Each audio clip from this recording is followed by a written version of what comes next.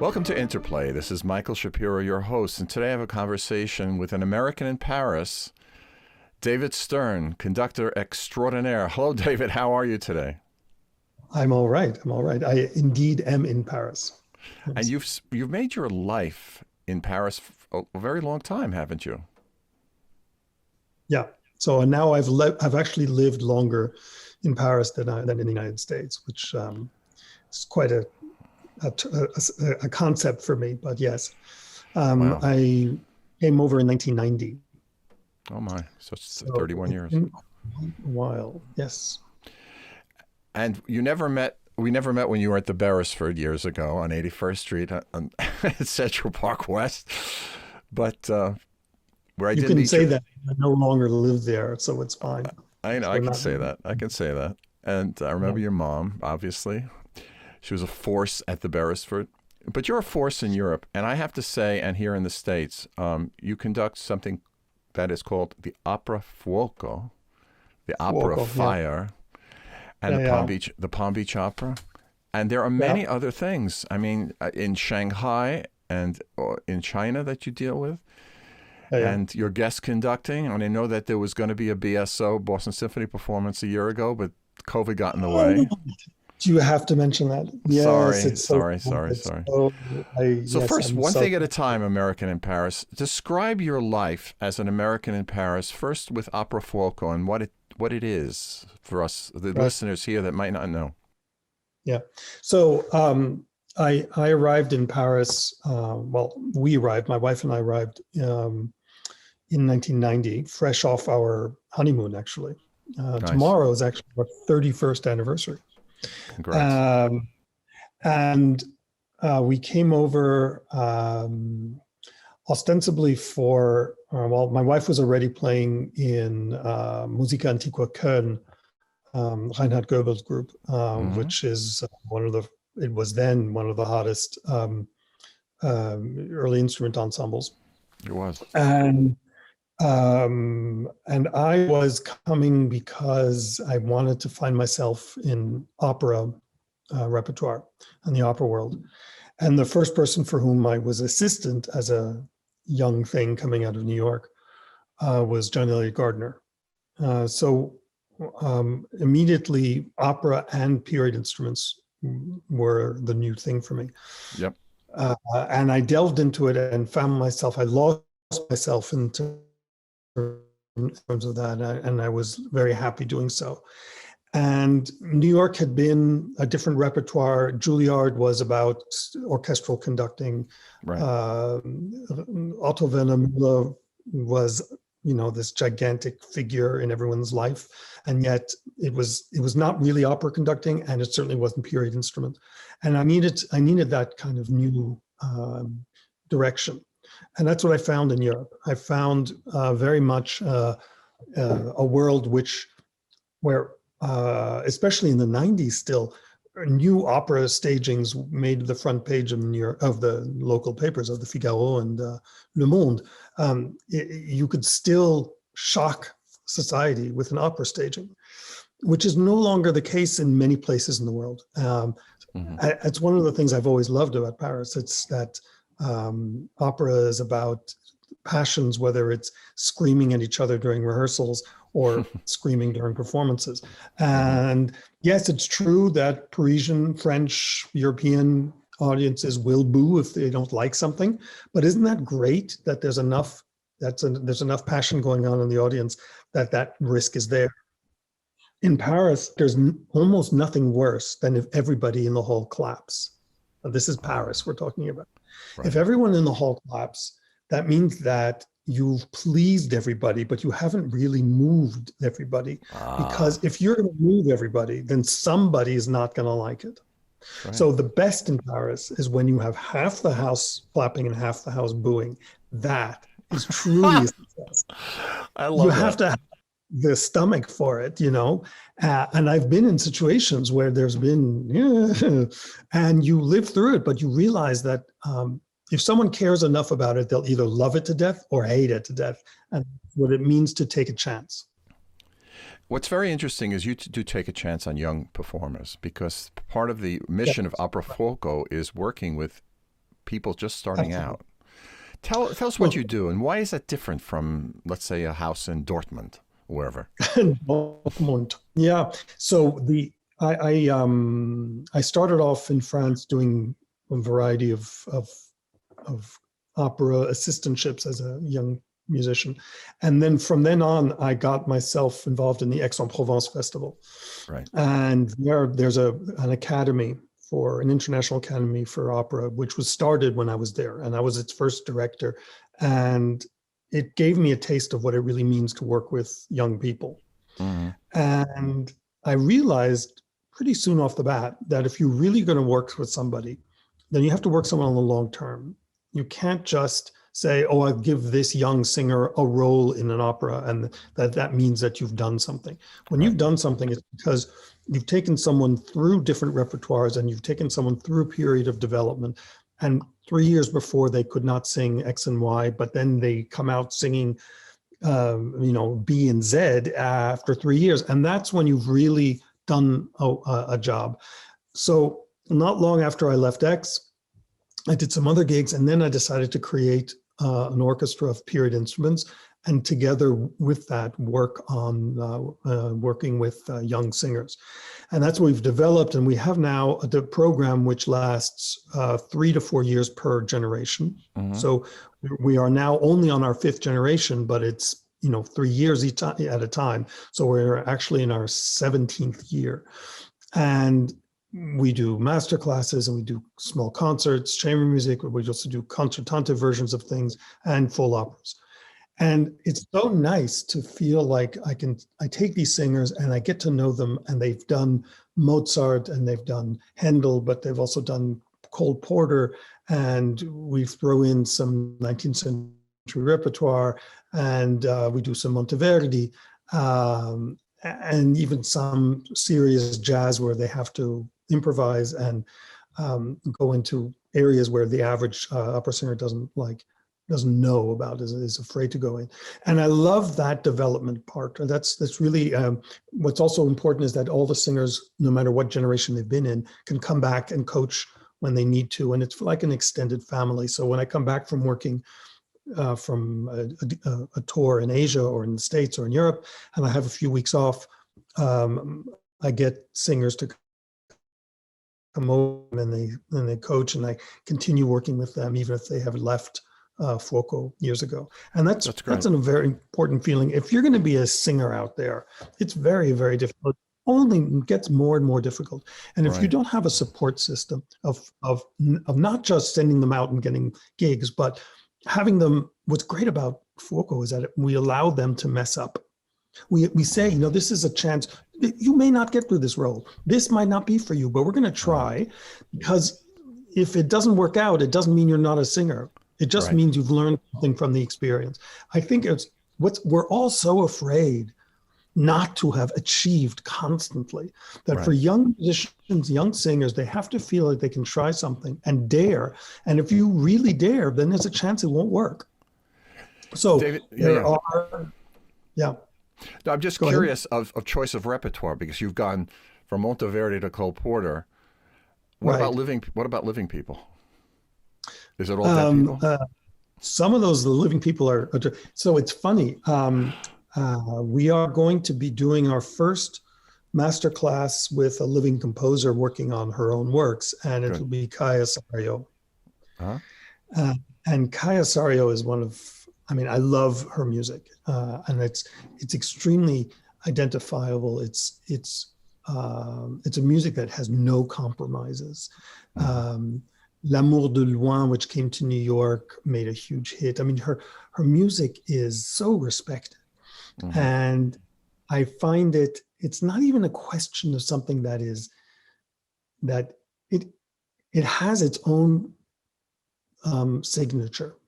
I mean, you as a composer, you know this. You know that there are times where you find yourself in your own music and you don't feel like you have to justify it. You're in your music, right? You get to a point. Look, David, you get to a point where you don't care. You do what you can do, as it were, and you don't care about about anybody else's opinion. I never Isn't fit that into. I've never fit into any school ever, and I don't believe in it.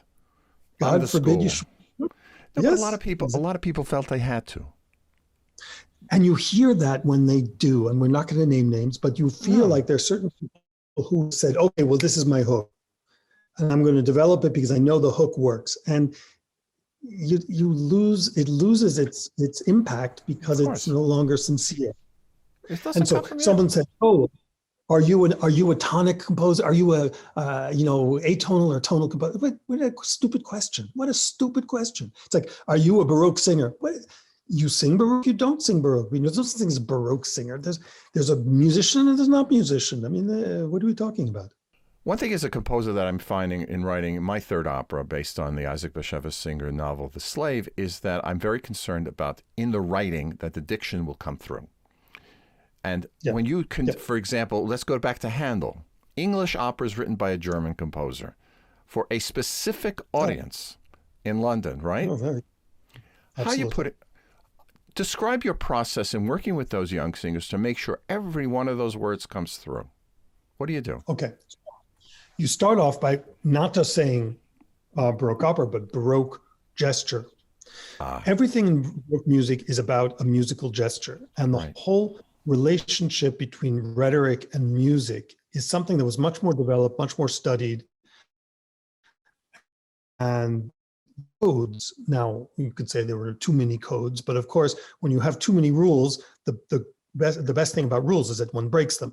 So there were codes of how to write for a gesture that expressed pride or love, or and there are simply in Baroque music, you have to choose what are the words that are most important in your phrase, what are the Right. notes that are most important in your phrase. Correct. In modern, and I hate to say it, a lot of Baroque in America sound. It's about having the right sound. It's not about the right sound. It's about telling a story. Right. And if you can tell a story, then you can save the words and use the words so that the words convey not just the meaning of what you're saying, but the gesture of the phrase. Good. So it follows a path that is much closer to normal speech than would otherwise be. So I work on, the first thing I do with my singers is they have to speak the text and speak it to me convincingly. If they cannot do it convincingly as an actor, then they're never going to be able to get through, because then they're just hiding behind the notes, and you can I love hear when this. someone's hiding behind the I notes. love this. So you have to Yes. get that way. Speaking the text. You've just said speaking the text. That's fabulous. Go on.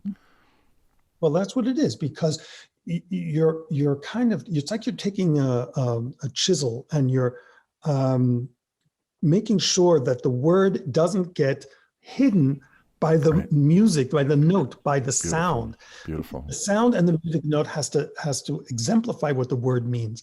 So it's like saying nothing happens in Bach, because in the cantata he says there's one phrase and it's Gott, du bist der Herr, and then you say du bist der Herr, du bist der Herr, du bist der Herr, du bist der Herr. You say it 45 times and you say it's always the same. No, it's not the same. Bach uses the gesture so differently that every time you say God in this term Herr, it changes. And Right. that's the expression. That's all the color that happens in Baroque. And what I love about Baroque music is that it forces the singer to go the extra step. You cannot just rely on the composer saying me forte, mezza di voce, sottovoce, da, da, da, da, da, da. You have to do the work yourself. And so many singers or musicians think that there's nothing to do because there's nothing written. Oh my God. So yes, this is the kind of world in Europe that I loved falling into when I first arrived here. Good. And what's sustained me, and it's the kind of work that I love doing when I go back to Florida or to Virginia, working with young singers in different repertoires, because it doesn't change. It doesn't change. Even in Puccini, you can understand it. Well, that's your repertoire somewhat in Palm Beach Opera is, for that audience, you're doing a lot of the standards. I'll never say no to Puccini, No, trust me, me neither. Me neither. The way the theatricality of it, and also this great sense of what's going on stage. It's phenomenal stuff. phenomenal. Yes. But your approach doesn't really change, does it? From Opera Fuoco to Palm Beach Opera or any place else you go. It really doesn't. Of course, okay, there's certain things sustaining a vocal Right. the sheer difference between a forte in Mozart and a forte in Puccini. But I tell you, if the reason why I feel like I get how to conduct Puccini is because I've done Monteverdi.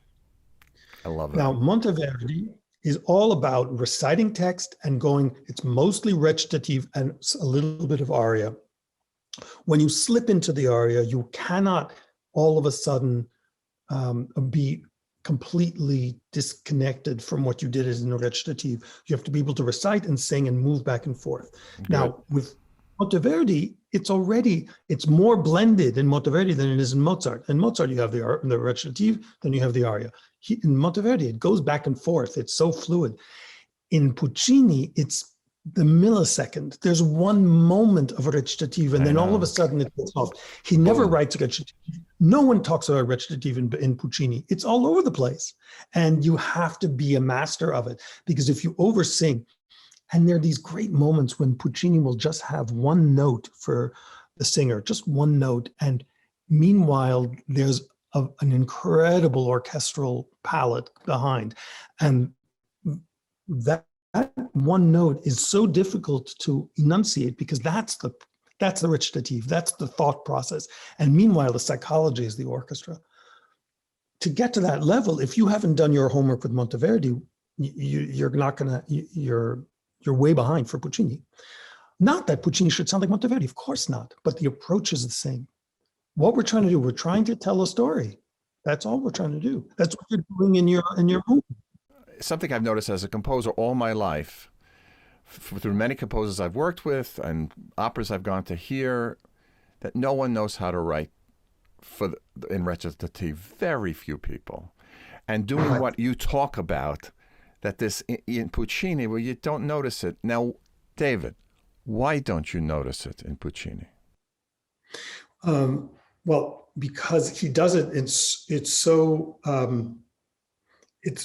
subtle when the singer stops singing and is all of a sudden, well, stop. Is obviously still singing, but is all of a sudden reflective in her or his thoughts. The music goes with that person, and it's so natural with Puccini that you don't notice it. If you're aware of it and you're thinking of it and you're looking for it, you'll find it all over the place. There's no problem. But that's the beauty of it, is that in its naturalness, you don't notice the details. I love it. And that's what's great about it. It's true. And Butterfly is one of the great examples in my book, that first act of the final version. You just don't know where. It is fabulous, the way it goes in. And then suddenly you get the duet with Sharpless at the beginning. Oh, my God, where this comes from. Well, also you have this incredibly driven overture, which has so much energy, and there's a tremendous amount of, there's Bach-like counterpoint and Butterfly we're talking about, yeah. Butterfly, right. And it drives you and drives you and drives you. And then all of a sudden you're focusing, and it's all conversation. It's nothing, there's no art. I know, it's unbelievable.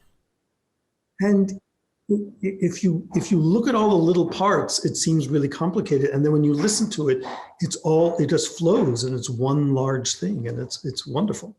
So I think that's the key element of that in really good opera writing, is when it seamlessly goes from one to the other. Just think of before Che gelida manina, in the beginning in the first act of Bohème, you have just the horn coming in with the A flat, and that A flat gives us a sense of suspension of time. It's one note. It's one note. Mimi is the same thing. Mi chiamano Mimi, right before. It's an E, isn't it? Yeah. Da. Da, da, da, da, dee, dee. So you have these people who just, and again, is he trying to fit into a tradition? No, he's just writing what's in his ear. Plus, they've just met each other, and they're hot for each other. But he's got this restriction that he's starting. Well, that's because psychologically, oh my God, are we going to talk about me for the next 2 hours? Because we could not start crying in about 10 minutes. But, Mimi is so afraid of really saying who she is, of divulging too much. And all she talks about how she makes flowers out of silk, but they're not real. They don't smell. They don't have. But then when the first light of spring comes over, that's mine. That's my light.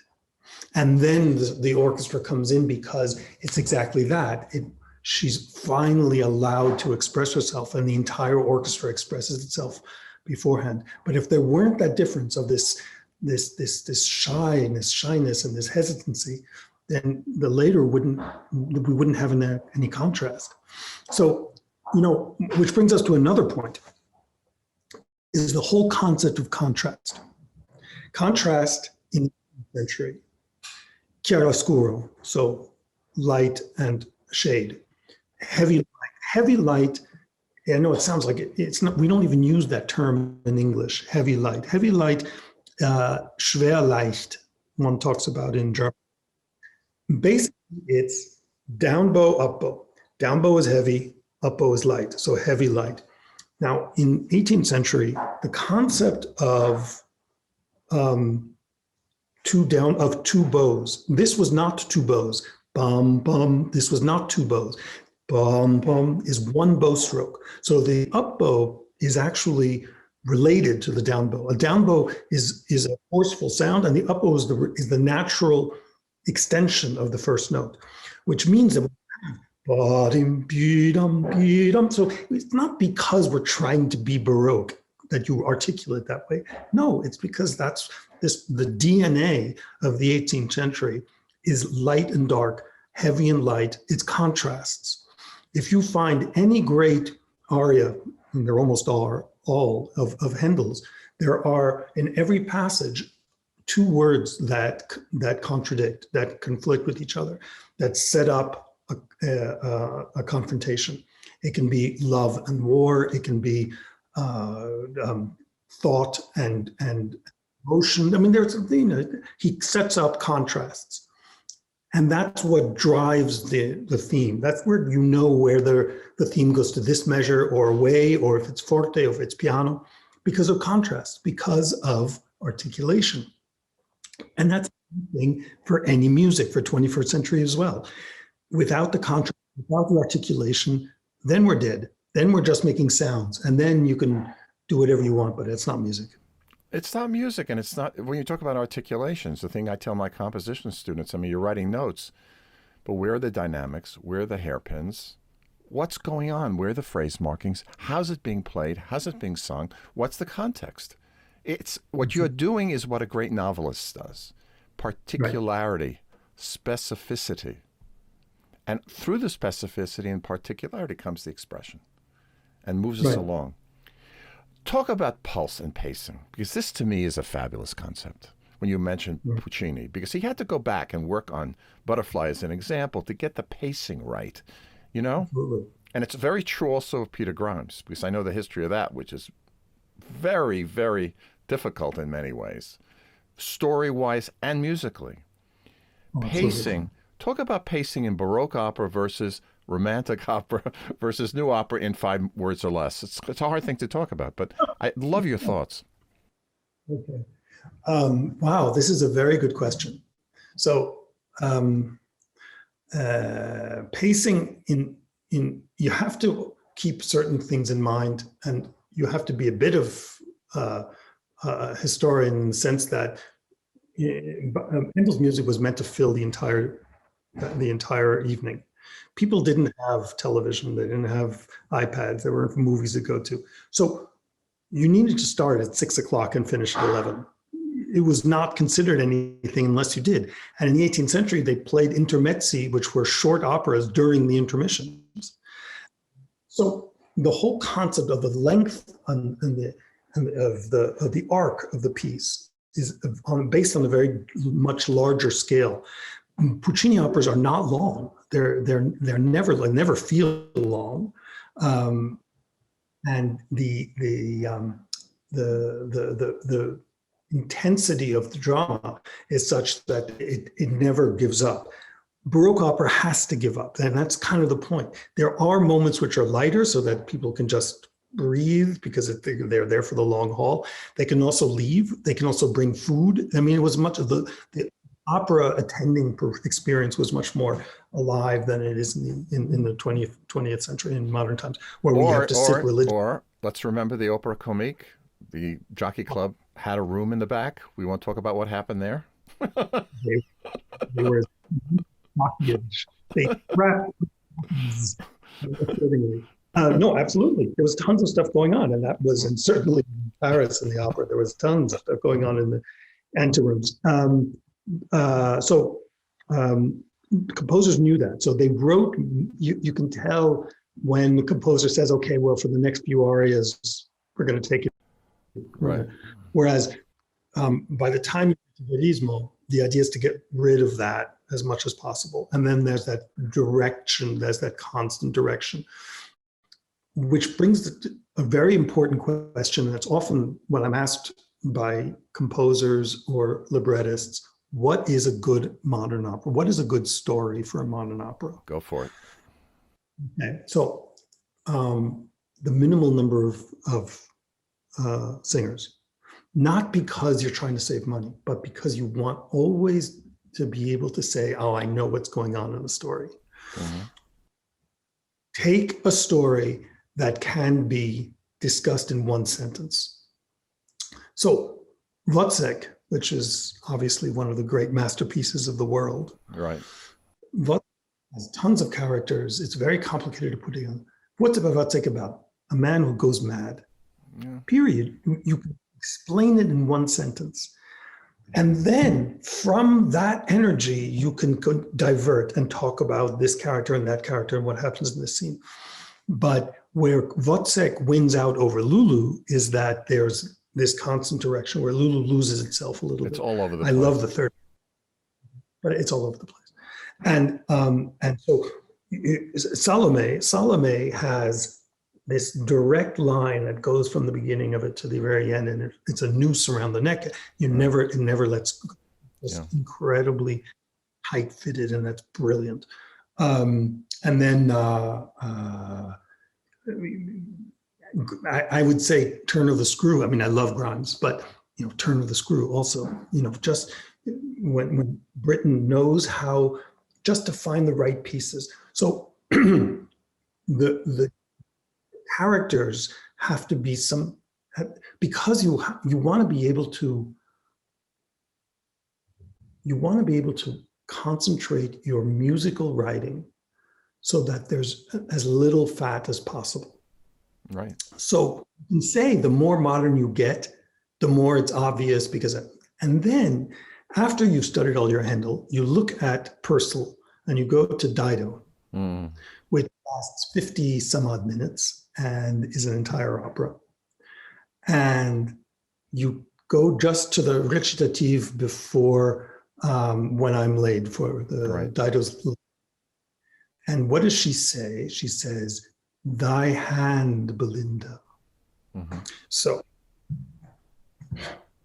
this is a queen who until then has said that she is stronger than her emotions and will not let her emotions guide her. And she keeps before love until he dumps her. Yeah. And after she throws him out, well, he doesn't dump. He comes up with a idea concept and he tries to apologize for it. Men. Basically, I got to go on the road, babe. I'll see you later. That's basically what he says. It wasn't me. It was the gods. Right. That's what it was. Sure. And so she doesn't buy it. She throws him out. Yep. Then all of a sudden, for the first time, for the only time, she goes to her lady in waiting and she says, "I need your help. I'm lost." Instead of an entire aria, what Purcell does is that he writes, "Thy hand, Belinda." That's it. That's it. That's all. After that is all that he needs to instill right. to make crystal clear the intensity of the moment. Well, I love this. Yes.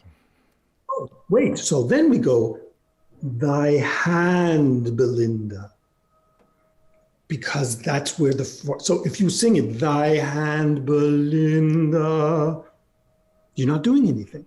No. So you have to go into the natural rhythm of the language. "Thy hand, Belinda." Everything's there, and then you're not being Baroque. You're just doing the text. Beautiful. And you're allowing the text that goes on, and that's why music is great, because it distills the strongest, deepest emotion in all of us, and whether we like it or not.